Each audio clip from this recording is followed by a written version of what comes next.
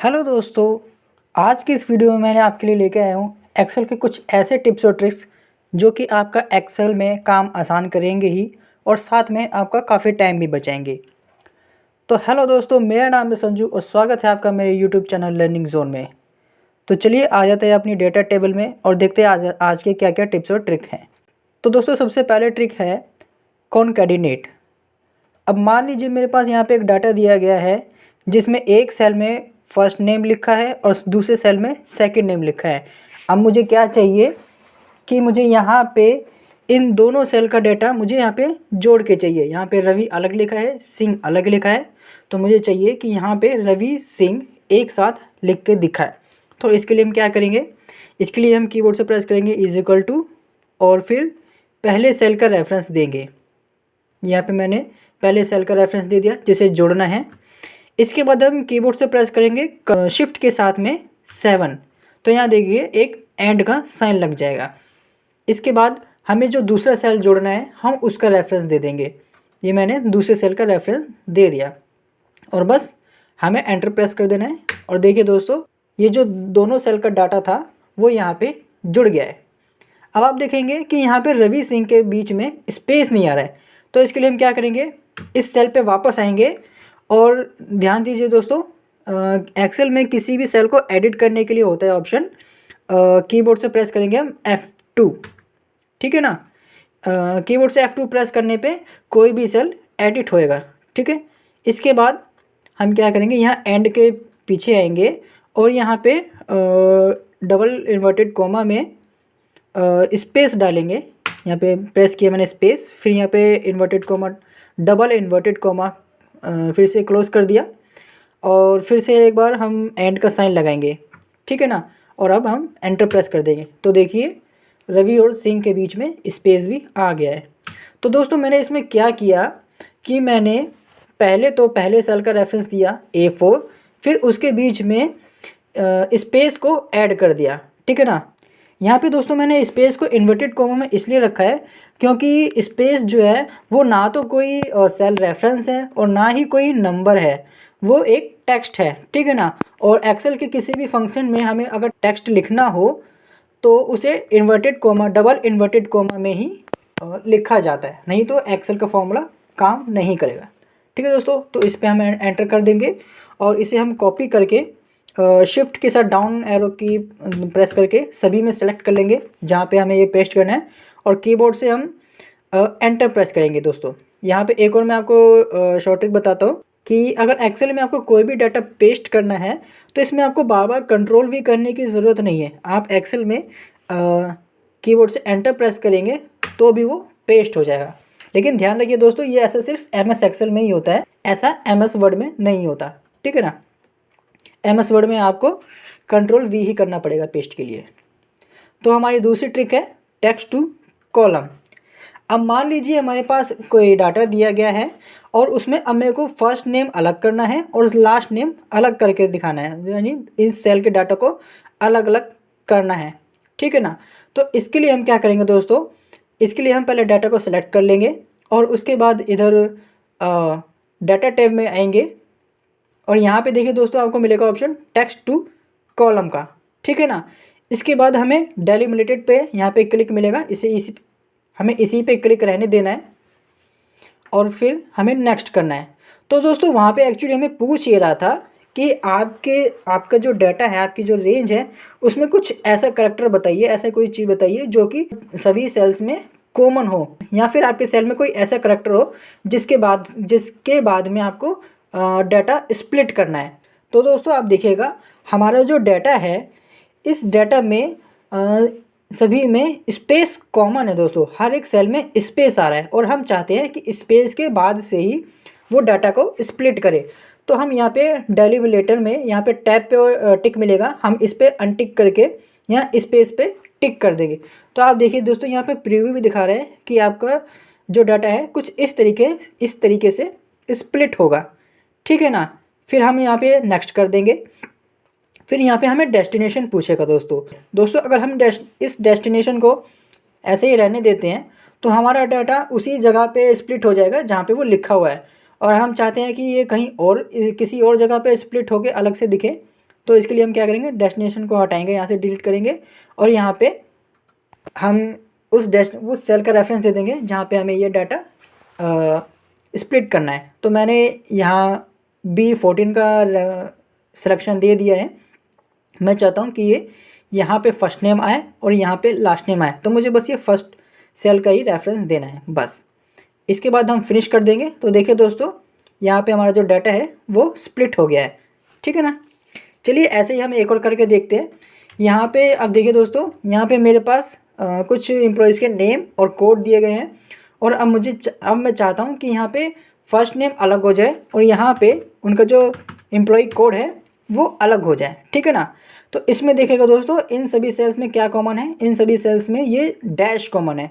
हम चाहते हैं कि इन सेल्स में ये जो डैश आ रहा है इसके आगे से डाटा स्प्लिट हो जाए। तो हम क्या करेंगे, इसे सेलेक्ट करके डाटा में आएंगे, फिर यहाँ पे टेक्स्ट टू कॉलम पे आएंगे, ठीक है ना। यहाँ डेलिमिनेटेड पे टिक रहने देंगे, फिर यहाँ नेक्स्ट करेंगे।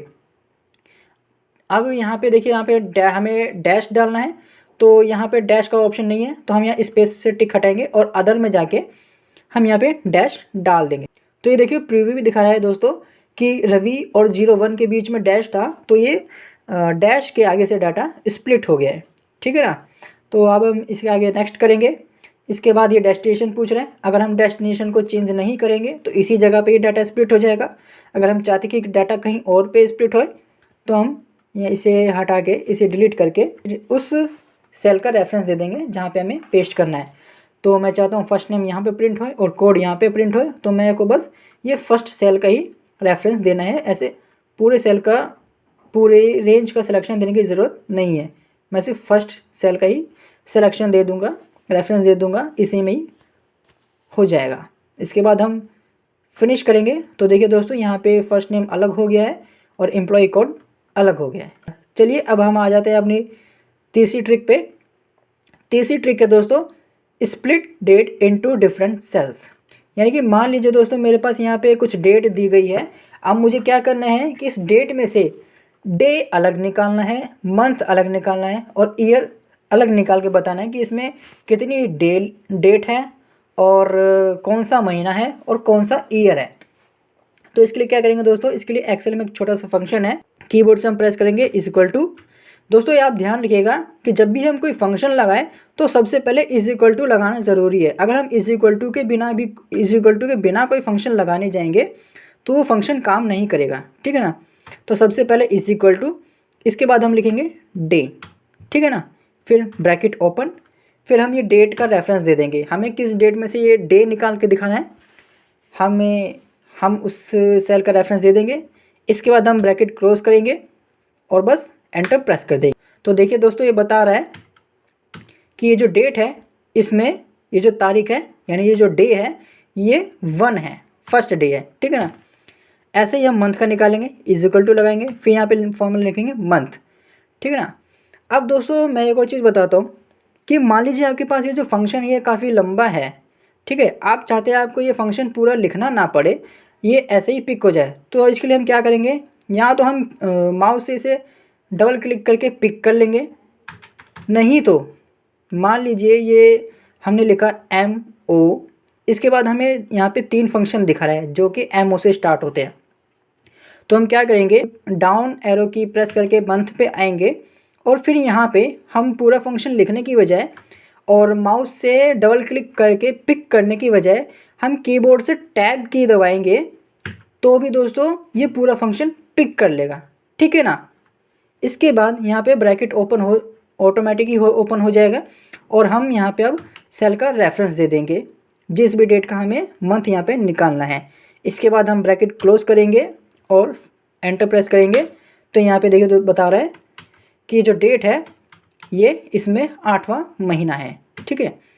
सेम ऐसे ही ईयर का फंक्शन है, is equal two year, tab दबा के हमने पूरा फंक्शन पिक कर लिया। इसके बाद हमने डेट का रेफरेंस दे दिया और फिर ब्रैकेट क्लोज और एंटर करेंगे। तो यहाँ पे बता रहा है कि ईयर जो है यहाँ पे 2021 है। इसके बाद हम कीबोर्ड से शिफ्ट के साथ राइट एरो की प्रेस करके इन सभी सेल्स को सेलेक्ट कर लेंगे फिर हम इन्हें कॉपी करेंगे। फिर हम शिफ्ट के साथ डाउन एरो की प्रेस करके उन सभी सेल्स को सिलेक्ट कर लेंगे जहाँ पे हमें ये फॉर्मूला पेस्ट करना है। और मैंने बताया तो दोस्तों, अगर हमें पेस्ट करना है एक्सेल में तो मैं बार बार कंट्रोल V दबाने की ज़रूरत नहीं है, हम कीबोर्ड से सिर्फ एंटर भी दबाएंगे तो भी सारा डाटा पेस्ट हो जाता है, ठीक है ना। चलिए इसके बाद आ जाते हैं हम अपनी चौथी ट्रिक पे। चौथी ट्रिक है ट्रांसपोज की। मान लीजिए दोस्तों मेरे पास यहाँ पे एक डाटा दिया गया है जो कि वर्टिकली लिखा हुआ है, ठीक है ना। अब मुझे क्या करना है कि इस डाटा को हॉरिजॉन्टली शिफ्ट करना है कुछ इस तरीके से। ये देखिए यहाँ पे जो मिस्टर ए है इसके सामने में इसकी सैलरी लिखी है और यहाँ पे वर्टिकल में यहाँ हॉरिजॉन्टल में मिस्टर ए के नीचे उसकी सैलरी लिखी है। तो मुझे कुछ इसी तरीके से डाटा को वर्टिकली से हॉरिजॉन्टली ट्रांसफ़र करना है।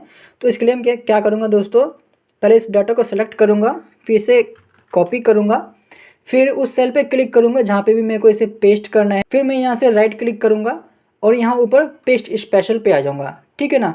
फिर यहाँ पे मुझे ऑप्शन मिलेगा ट्रांसपोज का, इस पर मैं टिक कर दूँगा और ओके प्रेस कर दूँगा दोस्तों। तो बस इतना करते ही मेरा जो डाटा है ये वर्टिकली से हॉरिजॉन्टली कन्वर्ट हो गया है, ठीक है ना। अब मान लीजिए मेरे पास कोई डाटा ऐसे हॉरिजॉन्टली दिया गया है और उसको वर्टिकली कन्वर्ट करना है, तो इसके लिए भी मैं सेम ऐसे ही करूँगा। पहले डाटा को सिलेक्ट करूँगा, फिर इसे कॉपी करूँगा, फिर उस सेल पे क्लिक करूँगा जहाँ पे मेरे को ये पेस्ट करना है, वहाँ पे राइट क्लिक करूँगा, फिर पेस्ट स्पेशल पे जाऊँगा और फिर से ट्रांसपोज पे टिक करूँगा और ओके कर दूँगा। तो ये डाटा वापस से हॉरिजॉन्टल से वर्टिकल हो जाएगा, ठीक है ना दोस्तों। तो दोस्तों अगर आपको ये ट्रिक पसंद आई है तो इस वीडियो को एक लाइक ज़रूर कर दीजिएगा दोस्तों। तो अगली ट्रिक है दोस्तों हमारी ड्रॉप डाउन लिस्ट। मान लीजिए यहाँ पे मेरे को कुछ डाटा एंट्री करनी है। मान लीजिए मैं पहले एक नाम लिख लेता हूँ शिव, ठीक है, उसका एड्रेस मैं डाल देता हूँ चांदनी चौक।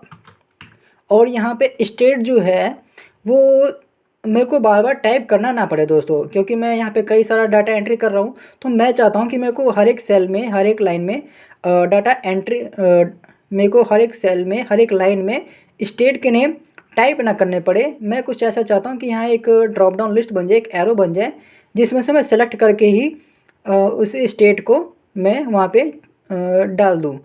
दोस्तों आपने कभी जब ऑनलाइन फॉर्म भरा होगा, कोई ऑनलाइन फॉर्म फिलअप किया होगा, तो आपने वहाँ पे भी देखा होगा कि स्टेट जो है वहाँ पे आपको टाइप करने की वजह वहाँ पे आपको सेलेक्ट करने का ऑप्शन भी मिल जाता है ना। तो मैं कुछ उसी तरीके की लिस्ट यहाँ पे बनाने वाला हूँ। तो इसके लिए मैंने क्या किया है, इसके लिए मैंने पहले साइड में कुछ स्टेट्स के नाम यहाँ पे मैंने लिख के रख लिए हैं। अब हम क्या करेंगे, मुझे जिस सेल में ड्रॉप डाउन लिस्ट बनाना है मैं उस पर क्लिक करूँगा, फिर यहाँ पे आऊँगा ऊपर डाटा टैब में। डाटा टैब में आने के बाद यहाँ पे डाटा वैलिडेशन पे क्लिक करूँगा, फिर यहाँ पे फर्स्ट ऑप्शन मिलेगा डाटा वैलिडेशन, इस पर टिक कर दूँगा मैं। और इस पर टिक करने के बाद यहाँ पे देखिए दोस्तों, यहाँ पे अलाउ में एनी वैल्यू मिलेगा, मुझे यहाँ पे एनी वैल्यू से लिस्ट पर टिक करना है।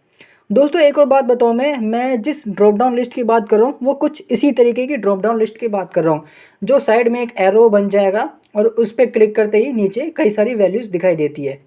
तो मैं फ़िलहाल यहाँ पे लिस्ट पे क्लिक कर लूँगा और फिर हमें यहाँ पे अब सोर्स देना है।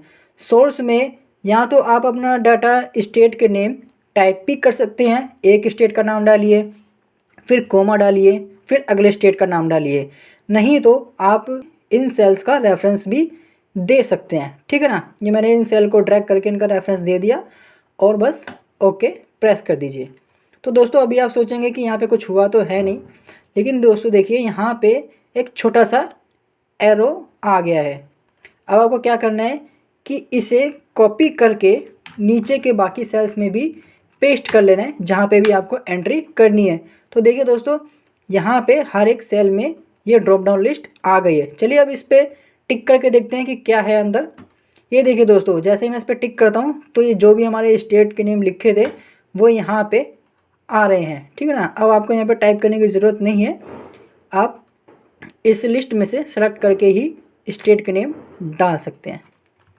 तो दोस्तों अगर ये वीडियो आपको पसंद आया है, ये ट्रिक्स अगर आपके काम की है, तो इस वीडियो को लाइक कीजिए और अपने दोस्तों के साथ में शेयर कीजिए और साथ ही साथ में कमेंट करके बताइए दोस्तों कि क्या ये वीडियो आपके लिए हेल्पफुल थी, क्या ये वीडियो आपके काम में आई।